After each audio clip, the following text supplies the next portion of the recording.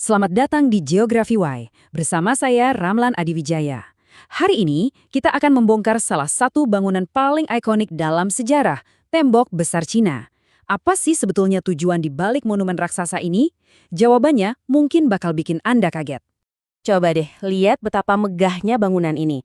Membentang ribuan kilometer, melintasi gunung dan gurun, tembok besar itu udah jadi simbol kekuatan yang luar biasa. Selama ini kan, kita dikasih tahu satu cerita simpel soal tujuannya. Tapi, seperti yang akan kita lihat bareng-bareng, cerita aslinya ternyata jauh lebih rumit dan seru. Kan kita semua sering dengar ceritanya, kalau tembok ini dibangun murni buat benteng pertahanan, buat menghalau suku-suku nomaden dari utara. Ya, itu memang bagian dari ceritanya. Tapi itu jelas bukan keseluruhan ceritanya. Yuk kita bongkar mitos ini sama-sama.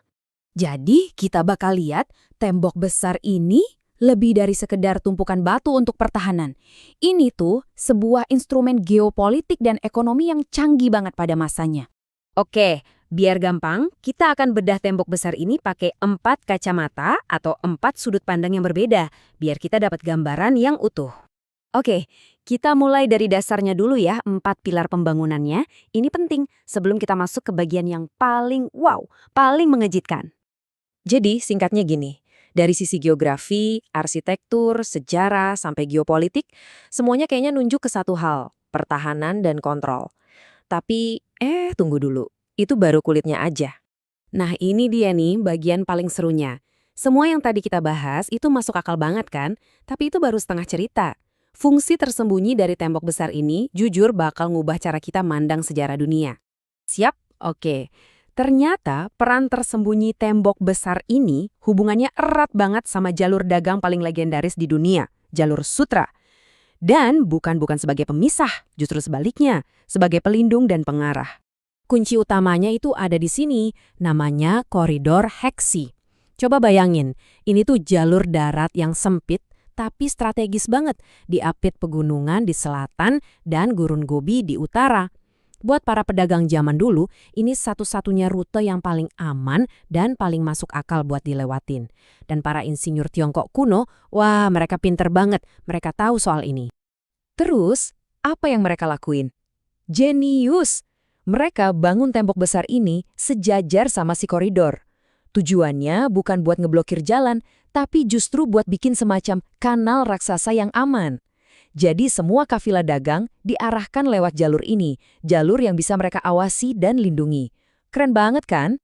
Dan buktinya ada di arsitekturnya. Setiap bagian tembok itu punya fungsi ganda. Gerbangnya bukan cuma buat nahan musuh, tapi juga jadi pos buat narik bea masuk. Bentengnya, selain buat markas tentara, juga jadi gudang logistik. Bahkan menara apinya, yang biasanya buat ngasih sinyal bahaya, itu juga ngasih rasa aman buat para pedagang di sepanjang jalan. Jadi, ini nih intinya. Tembok besar itu bisa dibilang proyek infrastruktur keamanan untuk perdagangan internasional pertama di dunia. Tujuannya, ya untuk menstabilkan dan mengamankan jalur dagang yang jadi sumber kekayaan dan pengaruh kekaisaran. Nah, dari sini, kita ketemu sama satu paradoks yang luar biasa banget. Gimana ceritanya sebuah bangunan yang kesannya buat misahin, malah jadi alat paling penting buat ngehubungin China ke seluruh dunia. Aneh kan? Sumber yang kita pakai ngejelasin ini dengan tegas banget, anggapan kalau tembok besar itu simbol China yang menutup diri, itu keliru besar. Faktanya, justru kebalikannya. Coba deh kita bayangin bareng-bareng, kalau nggak ada tembok besar, jalur sutra itu pasti jadi rute yang, wah kacau balau, bahaya, penuh perampok, perdagangan jadi susah dan nggak pasti. Nah, dengan adanya tembok ini, rutenya jadi teratur, aman karena dijaga negara, dan bahkan bisa ditarik pajaknya secara resmi. Uangnya, ya buat memperkuat kekaisaran lagi. Analogi ini pas banget buat ngejelasinnya. Tembok besar itu ibarat rangka keamanannya, dan jalur sutra itu aliran darah ekonominya. Keduanya saling butuh, yang satu nggak bisa berfungsi optimal tanpa yang satunya lagi. Nah, sebagai penutup, coba deh kita pikirin bareng-bareng. Ada nggak sih struktur pemisah lain dalam sejarah yang fungsinya justru buat menghubungkan? Tembok besar ini ngajarin kita sesuatu yang penting. Kadang-kadang, untuk menyatukan, kita justru perlu membangun sebuah batasan. Tapi batasan yang cerdas. Terima kasih sudah menyimak.